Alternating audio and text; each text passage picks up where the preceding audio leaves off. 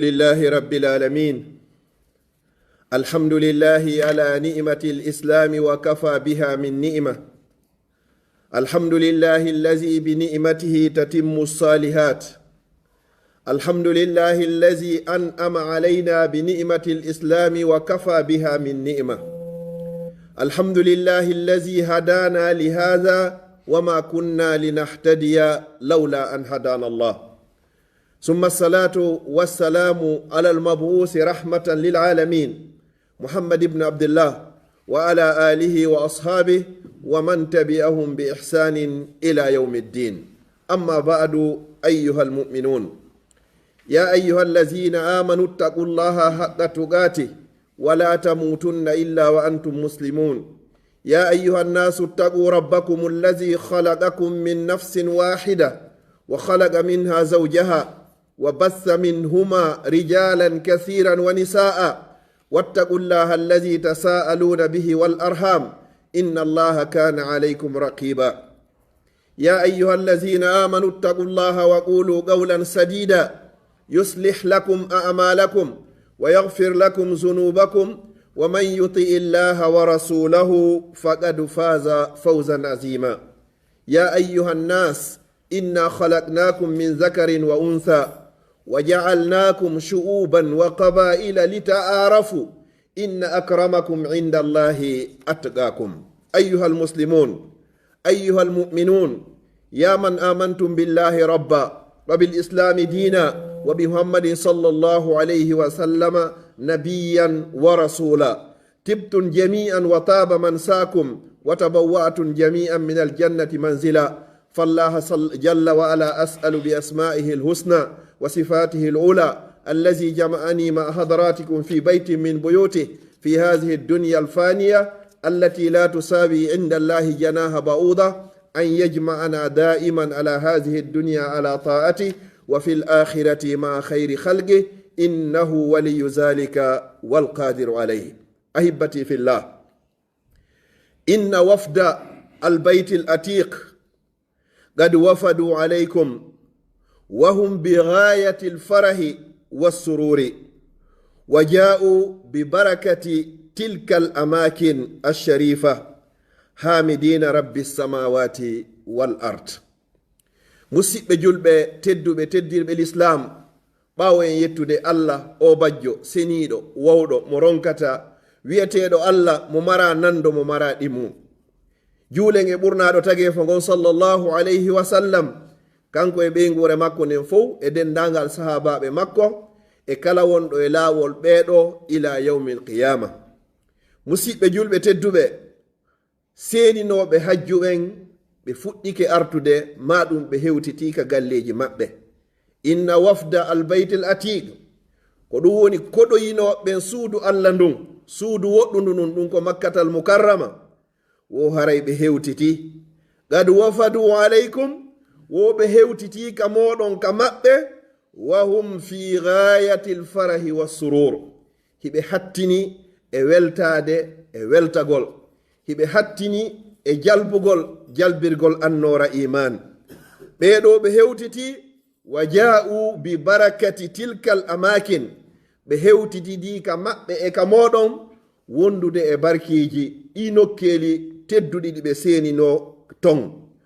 woɗiɗo non wo hamidina rabbi samawati wal ard, ɓe hewtiti ka maɓɓe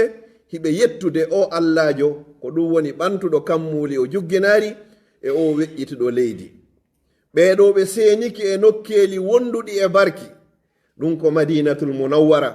ɓe seniki e nokkeli wonduɗi e barki, ɗum ko makkatal mukarrama. ɓe juuroyke ko ɓuri moƴƴude e ko ɓuri teddude e ko ɓuri jogagol e baraji fof ko juuroytekon, ɗum ko juuroyagol khayru khalqillah, ɓurɗo moƴƴude e tageefo ngon fof muhammadun sallallahu alayhi wa sallam. ko ayyo hajjuyankeejo mo allah subhanahu wa ta'ala newnani, yahugol makka wona heɓugol jawdi ndin naɓata goɗɗo makka tun, yahugol makka wona gandal ngal tun, yahugol makka ko noddede. ñande allah subhanahu wa ta'ala nodduma wo, si tawi a nanno noddandu ko annabi ibrahima nodduno kon, ñande ɗum ɗo hewti wo a nototo. ko marɗa feere wo ko kaydiri ndi woodi wo ko faalaɗa wo tanki saayi on hewtare a wawata hewtoygol makka yo allah on naɓu makka kala faalaɗo yahugol makka musidɓe julɓe tedduɓe ɓeɗo ɓe yehiɓe juuroyike nelaɗo sallllahu alayhi wa sallam wata yahu juuroyoɗa ɓurnaɗo tage fo ngon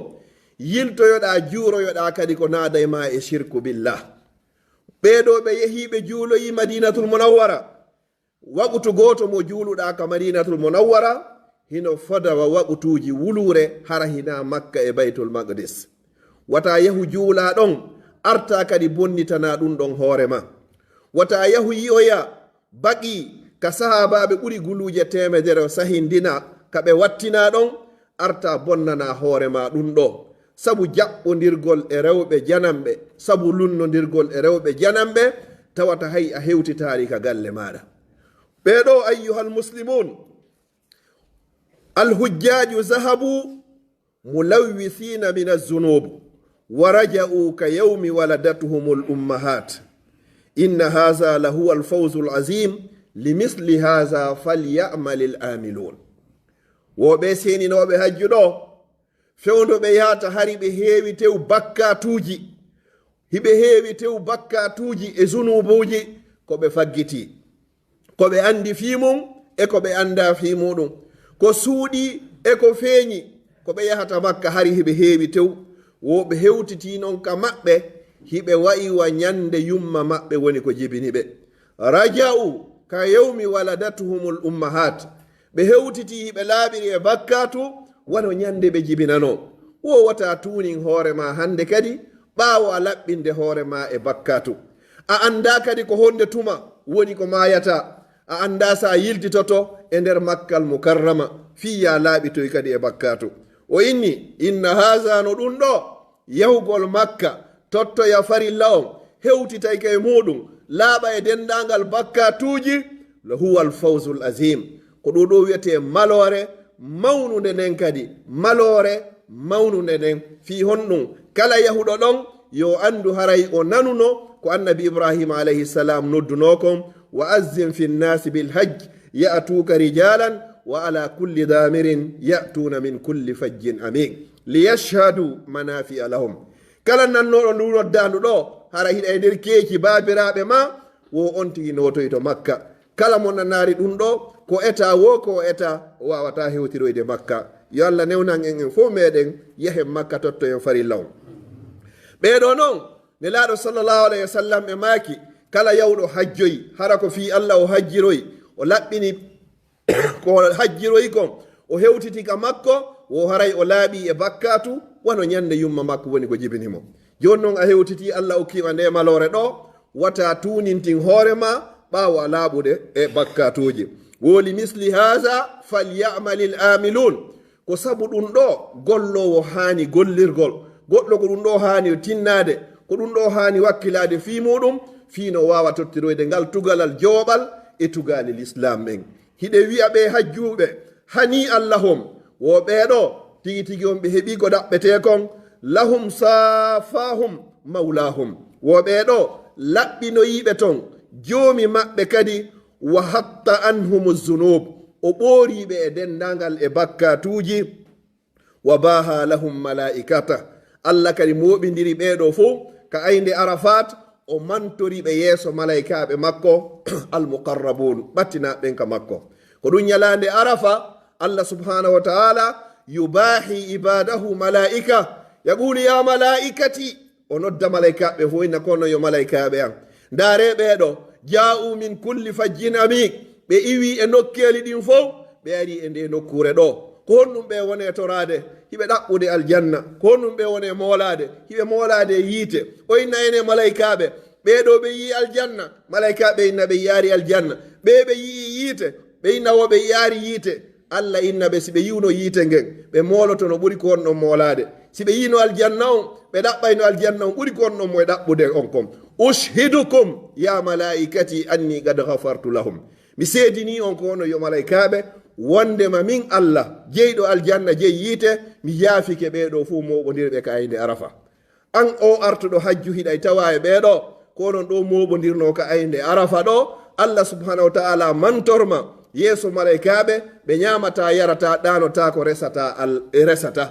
ɓeɗo Allah mantorima yeeso maɓɓe o seedini malaikaɓe ɓen kadi wondema o yaafikema o seedini malaikaɓe ɓen wondema o rinɗinima e dargol yiite jahannama wata tunintin hoorema ɓaawo a hewtude ɓaawo a heɓugol nde moƴƴere ɗo ko ya toro Allah subhanahu wa taala yo Allah on tabintine o duuminama kadi e hoore ngal dewal ɗo ha ñande o ƴettituma ala ñalande nde Allah ɓurata rinɗingol jiyaɓe makko ɓen e natugol yiite jahannama ɓuri ñalande arafa nden ñande Allah tawneno nde ñalande ɗo an o iwtuɗo hajju hande kadi Allah rinɗinma ñalande o rinɗinta ɓuri guluuje temeɗɗe capanɗe jeeɗiɗo nataynoɓe yiite watte natayɓe aljanna hawnaki hara hiɗa tawa e ɓeɗo yo Allah taw min e an on fof haren fo meɗen e tawano e ɓe rinɗinaɓe natugol nge yiite ndare musidɓe julɓe tedduɓe mo yahari makka on mo yahari daroyaki arafa on nelaɗo sallah sallam maki sawmu yawmu arafa horugol ngol tunde ñande yukaffiru zunuba sanatayn enen ɓe yahano ɓen e anmo yahano on Allah yaafikema bakkatu duuɓi ɗiɗi ɗi waɗuɗa sabu ñallal gotal ngal horuɗa ñande arafa kono noon sikkuɗon nde ñande woddarinoɓe ɓen arafa ɓe artuɓe ɗo hikka tawata ɓe yehi ɓe notoyike ndu noddandu ɗo Allah mantori fi maɓɓe o bungiriɓe yeeso malaikaɓe tawata malaikaɓe ɓen ko dewal e dewal la yasuna allaha ma amarahum wa yafaluna ma yumaron hiɗa tawaɓe allahum ɓurni mantori teddini yaafi rinɗini e natugol yiite jahannama yeeso ɓe malaikaɓe tedduɗo ɗo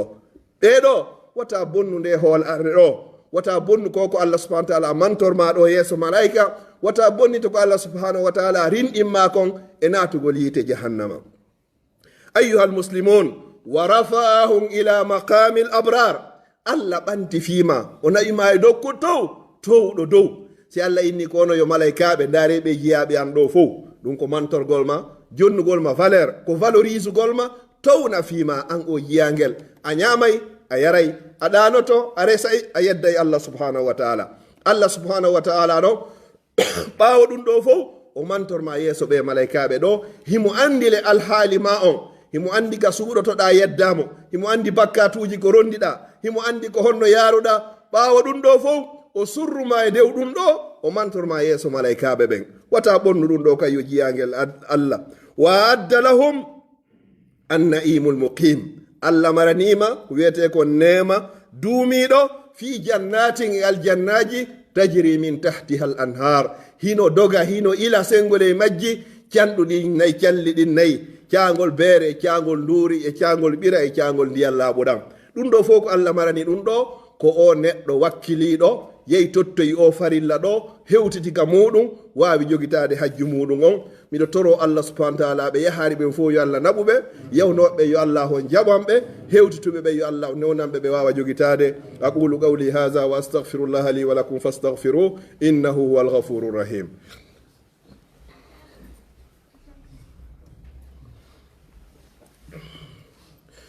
alhamdulillahi rabbil alamin الحمد لله الذي هدانا لهذا وما كنا لنهتدي لولا أن هدانا الله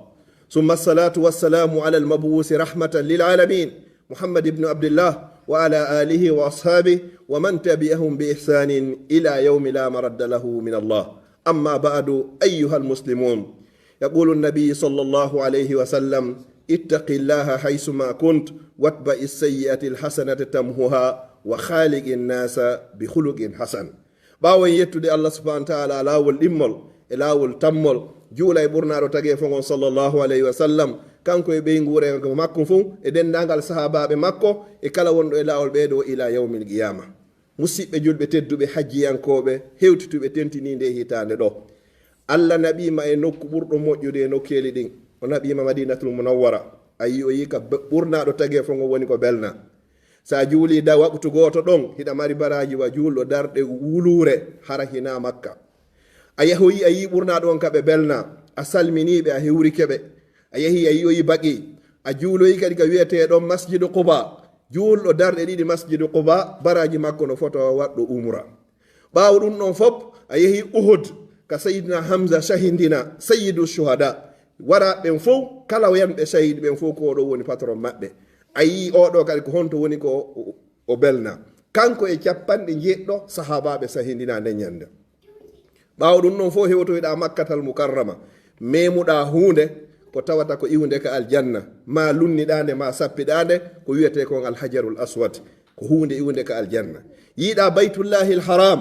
allah kayni inna awwala bayti wudiya linnas lallazi bi bakkata yawɗa wangiɗa ɗo yawɗa safa e marwa yawɗa mina yawɗa arafa yawɗa musdalifa bugoyɗa kaaƴe fembiɗa waɗɗa tawaful ifada hewtituɗa ka maɗa a laaɓi e bakkatu wano ñande jibinaɗa. musidɓe julɓe tedduɓe zalika fadlullah ɗum ɗo ko ɓural allah yu'tihi man yasha himo okka ngal ɗo kala on mo muyani yo allah okku kala ɓe heɓari ɓe. ɓaawo ɗum ɗo musidɗo julɗo tedduɗo na sabu ŋari ma dambe ma jawdi ma doole ma naɓu ma ɗo no woodi heɓuɓe jawdi faalaɓe yawdi hara allah newnari taw yo allah on newnan ɓe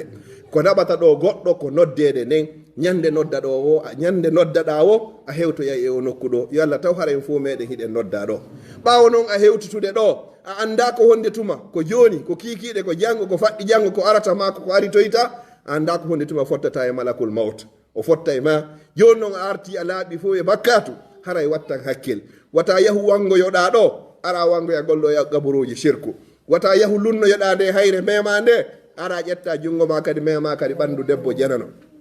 wata yahu wangoyoɗa ɗo yaa hakkude safa e marwa seppa ɗo yiltoɗa seppa an suddiɗo on ma anduhiɗo e yahugol kadi ka gorko janano ma ka debbo janano